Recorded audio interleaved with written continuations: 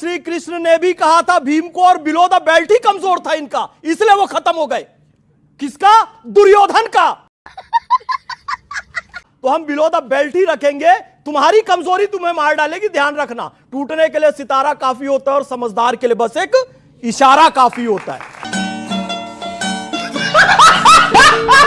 इस देश में कहा जाता 2% की ग्रोथ रेट होती थी नॉर्मली, 1.5, 2, 2.5, इससे ऊपर भारत की ग्रोथ रेट नहीं होती थी 50 के दशक से लेकर 90 के दशक तक, और उसका मजाक उड़ाया जाता था ये हिंदू ग्रोथ रेट है, यानी हिंदू इससे आगे नहीं बढ़ सकते। आज मैं पूछना चाहता हूं, आज वर्ल्ड की सारी मेजर इकोनॉमीज में फास्टेस्ट ग्रोइंग इकोनॉमी कौन है? भारत 8.5% के साथ, ये हिंदुत्व की ग्रोथ रेट है। जब से हिंदुत्व वाले आए हैं तब से ये अंतर आया है, और अब हम चौथी बड़ी अर्थव्यवस्था बने हैं, चौथे बड़े स्टॉक एक्सचेंज बने, तीसरे बड़े ऑटोमोबाइल मैन्युफैक्चर बने, दूसरे बड़े मोबाइल हैंडसेट के मैन्युफैक्चर बने हैं, और डिजिटल ट्रांजैक्शन में दुनिया के नंबर 1 देश बने हैं। और मौसम तो ऐसा लग रहा है दिल गार्डन गार्डन हो रहा है, बहुत मजा आ रहा है यहाँ पे। जय श्री राम मेरे सभी सनातनी भाइयों को। तो आपका ये भाई एक और न्यू वीडियो लेकर आ चुका है, तो जल्दी से वीडियो को लाइक कर दो और चैनल को सब्सक्राइब कर दो, और कमेंट में जय श्री राम जरूर से लिखते हैं। तो चलिए वीडियो को शुरू करते हैं, लेकर प्रभु का नाम, जय जय श्री राम।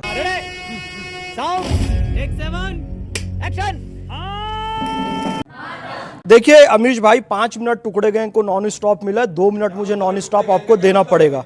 भारत माता की, हिंदुओं का एक होना, आदरणीय सुधांशु भैया, हिंदुओं का एक होना। नहीं बोला उन्होंने, आपको नहीं बोला है, आपको नहीं बोला, आपको नहीं बोला। नहीं, आपको आपने तो बोला भाषा। ये जो फ्रिंज ग्रुप है बीजेपी आरएसएस, भाई देखो साबित हो गया कौन टुकड़े गए। किसी का नाम लिया, किसी का नाम लिया, अच्छा ठीक है, किसी का नाम लिया।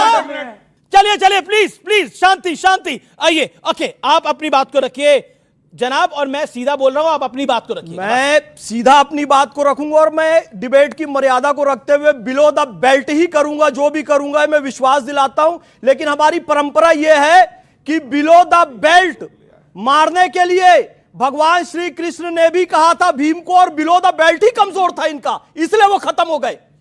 किसका? दुर्योधन का। तो हम बिलो द बेल्ट ही रखेंगे, तुम्हारी कमजोरी तुम्हें मार डालेगी, ध्यान रखना। टूटने के लिए सितारा काफी होता है और समझदार के लिए बस एक इशारा काफी होता है।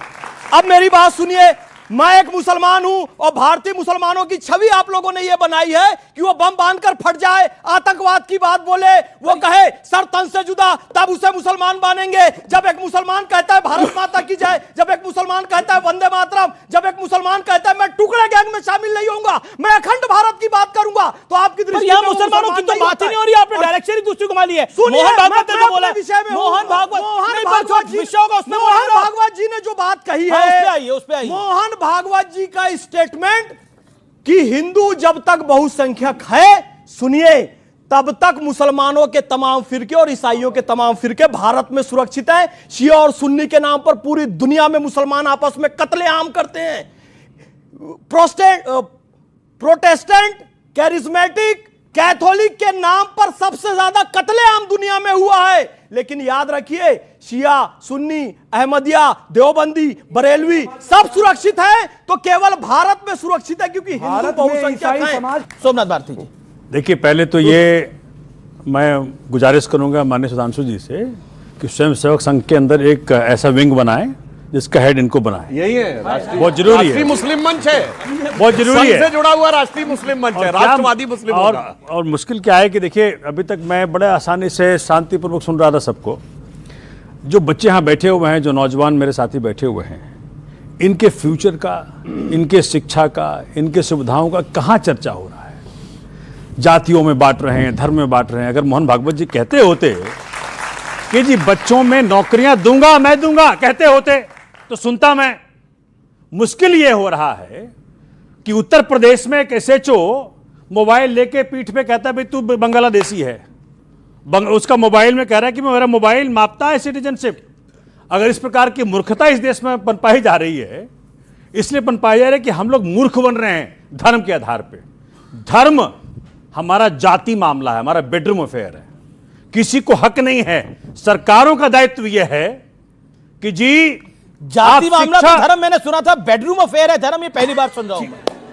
बेडरूम अफेयर कहने का मतलब यह है कि कितना प्राइवेट अफेयर है मेरा, इसके अंदर सरकारों का कोई औचित्य नहीं बनता कि उसके अंदर इंटरफेयर करें।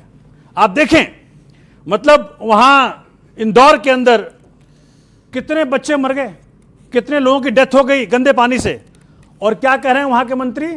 घंटा पॉलिटिक्स कर रहे हैं, घंटा बोल रहे हैं। आप सोचिए, इस देश के अंदर मीडिया की यह औकात हो गई, एक सच्चा जर्नलिस्ट उसको क्वेश्चन करता है मंत्री को, कैलाश विजयवर्गीय साहब को, और वो घंटा बोलता है, उसके बाद चैनल डिलीट कर देता है।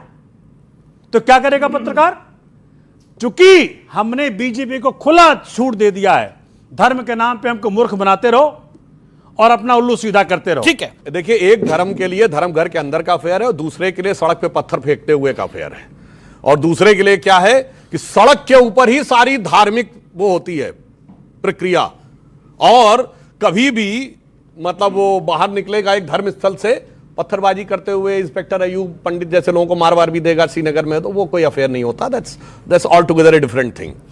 तो इसलिए मैं कहना चाहता हूं, अब जो आपने हिंदू की बात कही, ग्रोथ की बात, बिल्कुल मैं कहना चाहता हूं, एक दौर था इस देश में, कहा जाता 2% की ग्रोथ रेट होती थी नॉर्मली, 1.5, 2, 2.5, इससे ऊपर भारत की ग्रोथ रेट नहीं होती थी 50 के दशक से लेकर 90 के दशक तक, और उसका मजाक उड़ाया जाता था ये हिंदू ग्रोथ रेट है, यानी हिंदू इससे आगे नहीं बढ़ सकते। आज मैं पूछना चाहता हूं, आज वर्ल्ड की सारी मेजर इकोनॉमीज में फास्टेस्ट ग्रोइंग इकोनॉमी कौन है? भारत 8.5% के साथ। यह हिंदुत्व की ग्रोथ रेट है। जब से हिंदुत्व वाले आए हैं तब से यह अंतर आया है, और अब हम चौथी बड़ी अर्थव्यवस्था बने हैं, चौथे बड़े स्टॉक एक्सचेंज बने हैं, तीसरे बड़े ऑटोमोबाइल मैन्युफैक्चरर बने हैं, दूसरे बड़े मोबाइल हैंडसेट के मैन्युफैक्चरर बने हैं, और डिजिटल ट्रांजैक्शन में दुनिया के नंबर 1 देश बने हैं, और चांद के छूते कोने दक्षिण ध्रुव को छूने वाले दुनिया के पहले देश बने हैं। यह हुआ है जब से डेवलपमेंट की बात हुई है। और इस समय महंगाई की दर, पूछिए किसी से, आज कोई महंगाई का नाम नहीं लेता। महंगाई की दर बहुत कम है, 2%, 2.5% के आसपास है। बेरोजगारी की दर इस समय दुनिया के जितने भी बड़े बड़े देश हैं, चीन से लेकर अमेरिका तक, उन सब में सबसे कम है। और इस कारण से मैं ये अंत में ये भी कहना चाहता हूं, फ्यूचर में हिंदुत्व का क्या रोल है। आज मैं बच्चों से कहना चाहता हूं, सबसे ज्यादा किस चीज का क्वेश्चन पूछते हो? एआई से जाके पूछते हो ना, और एआई में सबसे ज्यादा यूज होने वाला प्लेटफॉर्म चैट जीपीटी है। चैट जीपीटी के ओनर सैम ऑल्टमैन से पूछा गया कि साहब कौन सा ऐसा क्वेश्चन है जो आपको लगता है एआई के पास जिसका जवाब नहीं है पर शायद आपके पास है। You know what was the reply off Sam Altman? उसने कहा the absolute equivalence of Atman and ब्राह्मण। आत्मा और ब्रह्म में एब्सोल्यूट इक्विवेलेंस है। ये उत्तर एआई के पास नहीं है, मुझे पता है। ये वही है जो आदि शंकराचार्य ने कहा था, जीवो ब्रह्म नापरा। और अभी देखिए बहुत सारे क्लिप कठुआ गैंग वाले पीछे पड़ जाते हैं, ऐसा नहीं कहा, ऐसा नहीं कहा। तो मैं फिर चैलेंज करके रहा हूं, 27 दिसंबर 2022 2:34 AM पे सैम ऑल्टमैन का ट्वीट है, कोई अभी जाकर चेक कर ले। Absolute equivalence of Atman and ब्रह्मन, यानी एआई का भी अगर आगे जाकर कोई फ्यूचर दिखता है। और मैं एक और बात करना चाहता हूं, ये क्वांटम कंप्यूटर का नाम सुना होगा। क्वांटम की खोज किसने की? मैक्स प्लैंक ने।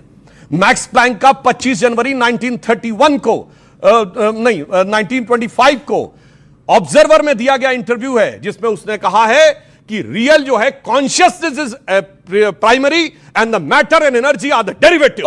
यही हमने कहा, संपूर्ण जो ब्रह्मांड है। सोमनाथ जी एक सेकंड में आ रहा हूं। क्या आलोक शर्मा अमित शाह अभी इन्होंने, मेरे भाई ने बहुत अच्छी अच्छी चीजें गिनवाई। इन्होंने ये भी बताया कि 35 रुपए में पेट्रोल मिल रहा है। इन्होंने ये भी बताया कि 40 रुपए का डॉलर मिल रहा है। ये बताना भूल गए, मैं बता देता हूं। 91 रुपए 92 रुपए पे डॉलर हो गया। वो तमाम पत्रकार बड़े बड़े ट्वीट्स करते थे। देश के प्रधानमंत्री जो आज हैं वो क्या क्या ट्वीट करते थे कि सरकार की नाक गिर गई, सरकार का सर गिर गया, सरकार का ताज गिर गया, पता नहीं कौन कौन से ट्वीट थे। आज एनसीआरबी के आंकड़े मोदी जी पढ़ लीजिए एक बार जरा, महिलाओं पर अत्याचार कितना बड़ा है। कुलदीप सेंगर को आज बीजेपी की कार्यकर्ता एमएलए रही हुई वो सड़कों पर खड़ी होकर कह रही है कि कुलदीप सेंगर का बचाव होना चाहिए, इन पर चर्चा नहीं होनी चाहिए। फला डेट को क्या ट्वीट हुआ था? अरे भाई हमें क्या लेना देना भाई, आज देश की क्या हालत है उस पर बात कर लो ना। एक्यूआई पर कोई बयान नहीं आएगा, मोदी जी का कोई ट्वीट नहीं आएगा। बांग्लादेश के ऊपर बार बार तमाम हिंदू संगठन, हिंदू मुसलमान अपने देश में करेंगे। अरे भाई सरकार नाकाम है। हमारा पड़ोसी देश अगर पाकिस्तान, तुर्की, चीन और अमेरिका के कब्जे में चला गया और हमारी सरकार आंख बंद करके बैठ के देखती रही और अपने और उल्टा अपने घर में हिंदू मुसलमान का बखेड़ा खड़ा कर रहे हो आप, मतलब कितना दुर्भाग्यपूर्ण है। पर हिंदू मुसलमान का बखेड़ा तो 1947 से खड़ा है इस देश के अंदर, जब बंटवारा हुआ। तो बंद नहीं होना चाहिए वो। नहीं तो अब बताइए कैसे बंद होगा? 1990 में कश्मीरी हिंदुओं का पलायन हुआ, कैसे बंद होगा? यही तो दिक्कत है। क्या दिक्कत है? दिक्कत ये है कि जो 1947, एक मिनट सुनिए ना, 1947 में जो हुआ था वो आज भी होना चाहिए।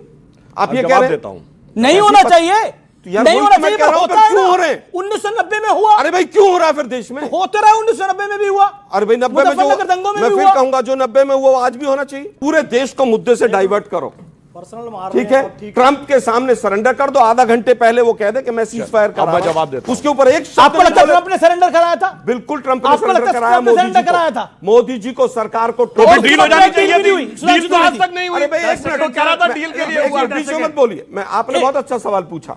उसका ट्रेड डील भी नहीं हुई। अमित जी मुझे केवल ये बता दीजिए कि भाई वो आधा घंटे उस पहले उसको किसने लीक कर दिया? फिर विदेश मंत्री ने लीक किया। ओके, सुधांशु त्रिवेदी बताइए ना भाई किसने पाकिस्तान लीक ने, किया? भाई पाकिस्तान ने लीक किया, क्योंकि पाकिस्तान को तो क्या पता था बात कि हम करते ये तो करने मोदी जा जी रहे हैं। क्यों नहीं कहते इस बात सुनिए, को आप जवाब दें। कि ट्रंप का कोई अब एक लेना मिनट, देना एक नहीं? मिनट, अब एक मिनट। अब मैं पॉइंट बाय पॉइंट जवाब दूंगा और मैं आप अपेक्षा करूंगा जैसे शांति से मैंने सुना, चाहे आपको जैसा भी लगा, आपने जो बोला हम क्यों देश को हिंदू मुसलमान में कौन बांट रहा है? कौन कह रहा है कांग्रेस मतलब मुसलमान, मुसलमान मतलब Congress? Revanth Reddy chief minister of Telangana Congress party के, हिंदू मुसलमान हम कर रहे हैं। ये बताइए बाबरी मस्जिद कौन बना रहा है? हुमायूं कबीर जो टीएमसी का नेता था। और क्या बोल रहा है? अयोध्या में हम इसलिए नहीं बना सकते क्योंकि वहां पर मुसलमानों की संख्या कम है, मुर्शिदाबाद में हिंदू मुस्लिम मेजॉरिटी में, इसलिए बनाएंगे। अब इससे अर्थ समझिए। और उसके सब मुंह के ऊपर टेप लगा के बैठे हुए हैं। इसमें कौन बोल रहा है, कौन हिंदू मुसलमान कर रहा है? हम कर रहे हैं। और रही बात इसकी, जो तब हुआ 47 का, हम तो भूलने को तैयार है। क्यों? आसिम मुनीर का देखा नहीं था वो वीडियो? कौन कह रहा है? आसिम मुनीर, पाकिस्तान का आर्मी चीफ, कि हिंदू मुस्लिम दो कौमें हैं और हम उनके साथ नहीं रह सकते थे इसलिए। और उसने आगे बोला कलमे की बुनियाद पे दुनिया में दो ही रियासतें बनी, एक मदीना और एक पाकिस्तान। और उसके बाद बोलिए, उसके बाद उनके लोगों ने हिंदू मुस्लिम पूछ पूछ के मारा, मगर उसके बाद इनको लगता है हिंदू मुसलमान हम कर रहे हैं। अरे भाई मैं पूछ रहा हूं, आसिम मुनीर को इतना कवर फायर क्यों दे रहे हो? मैं कहना चाहता हूं, अगर मुजरिम ने इकबालिया बयान कर लिया तो उसको डिफेंड क्यों कर रहे हो? पाकिस्तान के आर्मी चीफ को कवर फायर क्यों दे रहे हो? वो एलानिया कर रहा है ये हिंदू मुसलमान का मामला है। अच्छा, ठीक और है, उसके बाद ये मानने को तैयार नहीं है। आलो, अब एक मिनट, ये बहुत सारी बातें बोली, पॉइंट बाय पॉइंट। नहीं, अभी हमने पॉइंट 91 रुपए पेट्रोल पेट्रोल पेट्रोल पेट्रोल। अब आइए, 10 साल में पेट्रोल कितना बढ़ा? 2004 में पेट्रोल था 37 रुपए, जाके चेक करिए। जब हम आए तो पेट्रोल था 65 रुपए। कितना बढ़ा? लगभग 60%। और अब जो 200%, 67 था। अब पेट्रोल कितने का है? 94-95। कितना बढ़ा? 60%। तो जब 10 साल में देखेंगे तब आप उसके अनुसार देखेंगे ना कि कौन सा पेट्रोल कितना बढ़ा। अब एक और बात मैं कहना चाहता हूं, देखिए इन्होंने कहा कि आरएसएस को तो एकदम वो कर दिया है। ए भाई, फिर राहुल गांधी कहा जाके लंकावी से लेके कोलंबिया से लेके जर्मनी तक बोलते हैं कि आरएसएस ही सब कुछ रन कर रहा है, आरएसएस भारत के। भाई राहुल गांधी सही है, आप ये बता दीजिए। ओके, मैं राहुल गांधी का आरोप सही है, आप ये बता दीजिए। बार-बार करें, मैं फिर ऑडियंस के पास भी आ रहा हूं। 30 सेकंड में 30 और सेकंड समझ लो। आप बार-बार कह रहे हैं धर्म पे राजनीति कौन करता है?